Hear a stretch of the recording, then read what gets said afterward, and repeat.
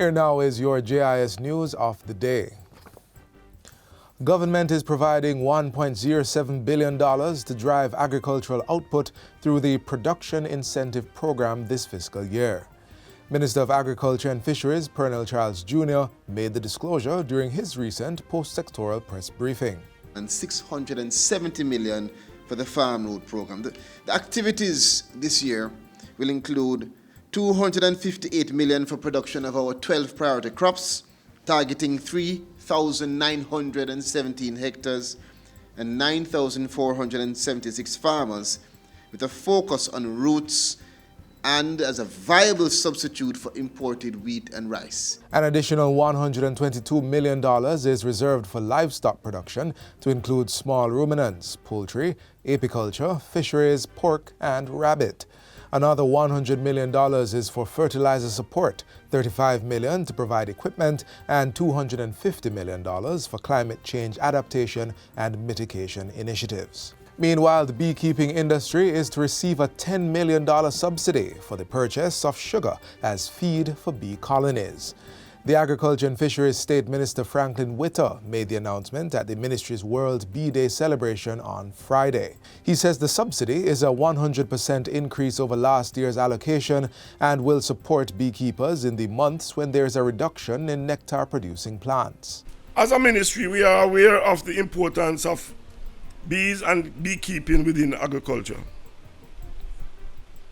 Through our apiculture unit in the Research and Development Division, I can confidently say that significant work is being done to ensure that beekeeping industry is supported and remains viable. As part of the efforts to support the industry, he says the ministry will also be providing over 2,000 nectar-producing plants to beekeepers' associations across the island. Mr. Witter says the ministry has also stepped up hive inspections to safeguard the country's honeybee stock. Jamaica is the main producer of honey in the English-speaking Caribbean, with over 67,000 colonies being managed by beekeepers. Minister of Local Government and Rural Development, Desmond McKenzie, says his ministry has been meeting with the Jamaica Public Service Company to resolve a wide range of issues affecting the operation of streetlights across the country. The minister was making his contribution to the sectoral debate in Parliament yesterday. He revealed that government had paid the total $2.9 billion charged by JPS for the provision of streetlights in the last financial year. We pay an average of $243 million, Philip, on a monthly basis for streetlights. The reality remains, however, that not all the streetlights are working. The local authorities and the citizens who fall within these areas across the country deserve better.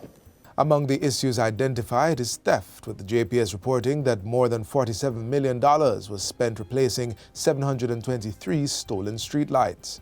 On one thoroughfare alone, the Chesterfield Main Road in St. Andrew, 32 lights and 3,200 meters of service wire have been stolen on separate occasions. Minister McKenzie says while government continues its consultations with JPS to address all service issues, residents need to be vigilant to prevent the highways and byways from being plunged into darkness. It is clear that these criminal acts require the police response. It is not the responsibility for the constabulary alone, Madam Speaker. All of us as Jamaicans, Madam Speaker, because somebody must do something, Madam Speaker. It is the taxpayers of this country.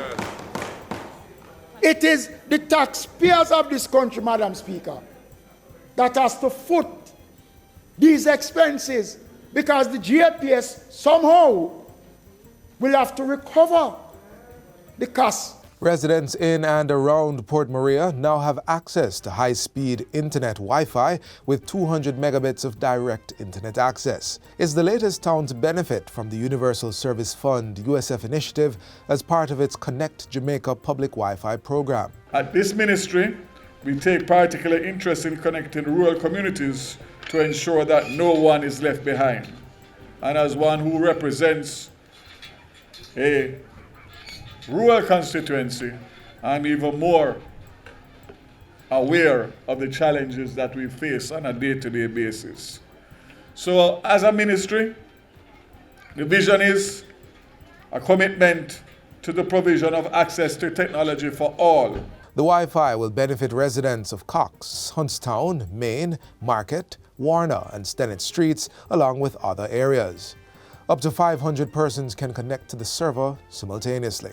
Starting next year, Jamaican mothers will be able to leave hospitals with digital copies of their children's birth certificates. Minister without portfolio in the Office of the Prime Minister, Floyd Green, revealed the plan during his sectoral debate presentation in Parliament earlier this week. He says the newborn's information will be collected and registered through a new bedside registration app. The minister adds that once the information is inputted at the mother's bedside, it is automatically uploaded on the Registrar General's Department or RGD's systems. We have already, Madam Speaker, procured 60 purpose-built tablets which will be distributed to our registration officers.